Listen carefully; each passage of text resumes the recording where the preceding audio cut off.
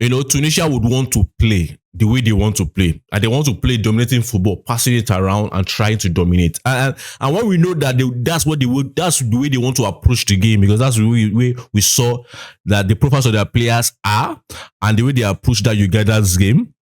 So when you say that that's the way they want to play, the question you have to ask yourself as a Nigerian manager, as a Nigerian head coach, even as a Nigerian team, is how do we want to counter this decision? Right? Are we also going to come out to want to also dominate? Because we also, when we see under the manager that we have, Eric Chill, we also want to dominate.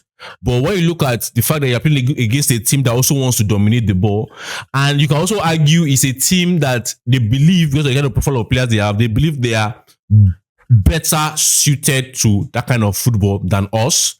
So what is your plan to counter that? And for me, I think in this game, we have to first and foremost be very strong in the center of our midfield.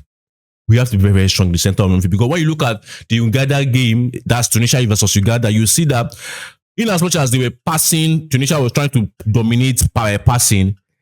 Especially what I saw from that game, they are not as good as they appear, right? They are not as good as they appear. There are a lot of misplaced passes, a lot of dispossession of Tunisia when you apply the right pressure centrally.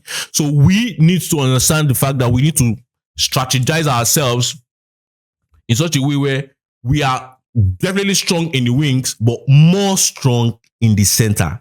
And we must apply pressure at the right time to dispossess them. Now, when we dispossess them, our lineup, and that's one of the questions I want to ask about the formation, but we'll come to that. But our lineup has to be a lineup where we have fast, direct, and effective players on the transition.